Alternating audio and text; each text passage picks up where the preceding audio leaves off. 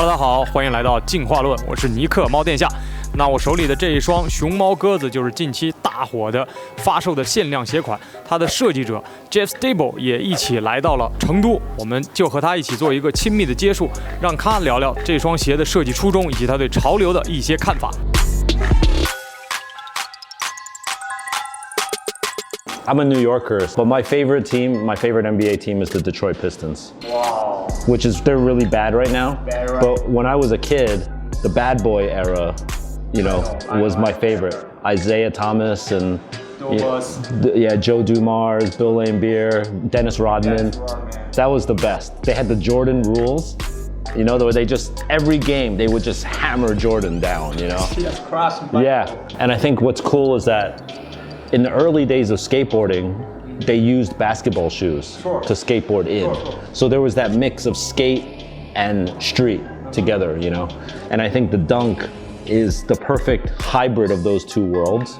And now you add in fashion too, so you have sport, skate, and fashion. It's all in the Dunk. The Dunk SB was probably the first sneaker that referenced the culture. Every shoe before that, the culture referenced the shoe. So like Air Jordan 1, 2, 3, Air Force 1, of course. Like the culture said this shoe was great. And the same with the Dunk. The Dunk was like that too. But Dunk SB was the first shoe that Nike asked the culture, what should we do? Yeah. I think the pigeon is really great because if you are not from New York City and you see like Statue of Liberty or Empire State Building, you know it means New York City. But if you're not from New York and you see the pigeon, you don't understand why. So it's like a code. It's like a secret message, right? Yeah, why pigeon? So many people ask, why pigeon? I don't understand pigeon. But if you live in New York City for many years, you know why the pigeon is so important to us. It's like pigeon is like an equal member of the community. Oh. Yeah, pigeon is like a New Yorker, is a true New Yorker. And we live with them. Oh. Yeah, pigeons allow, pigeon is the owner. They allow us to live there. Yeah. You're the guest. I'm the guest, yeah, exactly. Oh, that's really Yeah, pigeons are very powerful.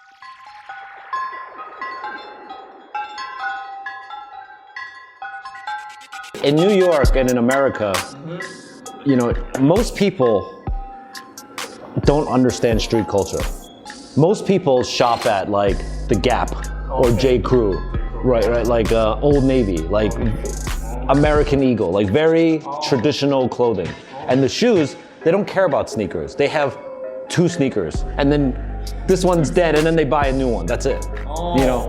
But I feel like in China, everybody on the plane, the subway, the bus, on the street, everybody wears all the streetwear brands from head to toe. Even old people, young people, doesn't matter. Everybody knows it. So I think here street culture is much more powerful. Yeah, my advice to the Chinese consumer would be to try to learn more about these brands because the street culture brands are very special. The designers and the owners, like me and my other people, my friends, they all have very interesting stories, Whereas if you shop at like the Gap, for example, they don't have there's no interesting story, No interesting Yeah, it's just a corporation. Yeah, just sell, yeah. So you should take the time to learn about these brands that you're buying. I want to open a store here, Yeah, I would love to. Which city? I don't know. I mean, I think the plan for China would be to do it big, do a lot of stores. Okay. So maybe start in Shanghai or Beijing and then immediately go to Chengdu and spread around Guangzhou and other areas, yeah.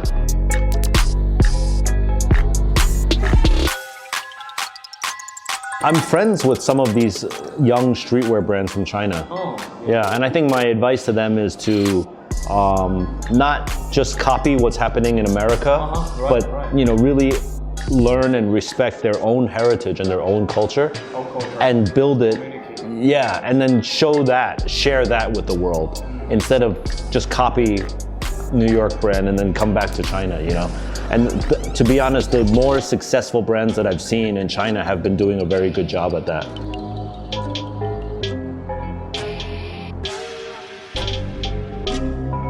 To start a company, have a lot of patience.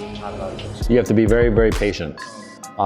You can't expect to get successful or rich like overnight. You have to be willing to work many years.